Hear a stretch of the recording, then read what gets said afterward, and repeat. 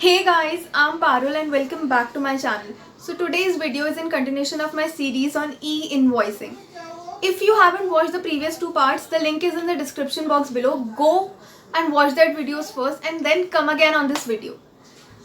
I have tried to make these videos as short and as crisp as possible. I request you all to invest your 15-20 minutes in watching these videos, and after watching these videos I assure you that you will get a pretty good idea about e-invoicing. E-invoicing is the biggest change in the GST era, and as a professional we all must be aware of this.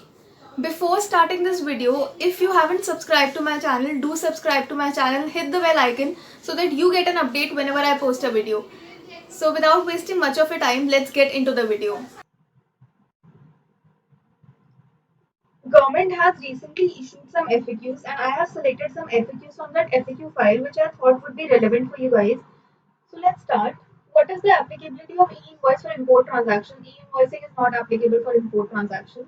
So there's a SEZ unit and a regular DTA unit under the same legal entity whose turnover is more than 500 crore. And the turnover of DTA unit is below 100 crore. In this scenario, as SEZ unit is exempt from e-invoicing, whether e-invoicing will be applicable to DTA unit.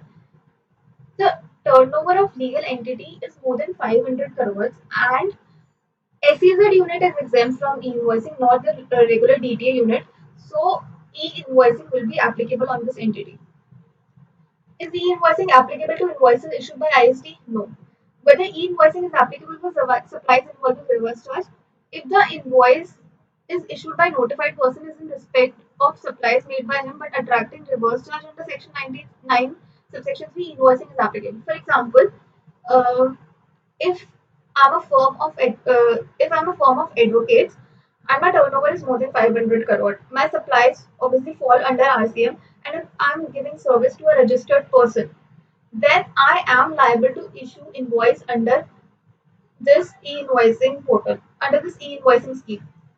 If I'm supplying my service to a person who is unregistered, then e-invoicing is not applicable. Is e-invoicing voluntary? Can entities with aggregate turnover less than 500 crore also report invoices to IRP? No, you can't do that. Only notified person, that is the taxpayers whose turnover is more than 500 crore, can report their invoices to IRP. Is there any time window to report an invoice to IRP? Uh, as of now, there's no time limit. Earlier, it used to be 24 hours, but now it has been done away with. Is the signature of supplier mandatory while reporting e-invoice? No, it's not mandatory. What do I need to generate e-invoice? So you basically need a system which convert your e-invoice details in IRP, JSN format and send it to IRP and receive the signed JSN and convert it into PDF. Can the supplier place the entity logo on e-invoice? It's not. Is this part of a scheme? It's not a part of e-invoice schema. However, after receiving the signed JSN and converting it into PDF, the supplier can do further customization. That is, he can add his company logo or his company tagline, whatever he thinks so, in the invoice. In the e-invoice schema, the amount under other charges is not part of taxable value. However, some charges to be shown in the invoice are liable to GST. How to mention them? So some other charges like freight, insurance, packing, forwarding are liable for GST, and there's no head as other charges in the e-invoice schema. So you can add it as a line item in the invoice. In the current scheme, there is no provision to report details of supplies not covered under GST.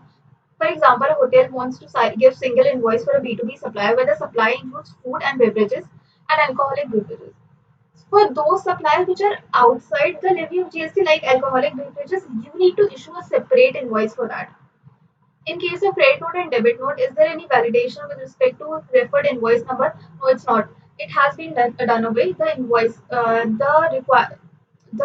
credit notes and the debit notes have been delinked from the invoice. It has been delinked from the GST portal as well. On generation of IRN, will the IRP send or email the e-invoice to the receiver? No, IRP will not do so. He will only send you the signed GSN. It's the supplier who need to share the e-invoice in agreed format to the receiver. How will the supplier send the e-invoice to the receiver? A suggested mechanism may be to exchange the PDF of the GST received from IRP. Can I partially cancel or report invoice? No, partial cancellation is not allowed. If you want to cancel, you have to cancel the invoice fully. Whether the e-way bill get auto-generated. So e-way bill gets generated with the e-invoice as well. With the e-invoice only, sorry.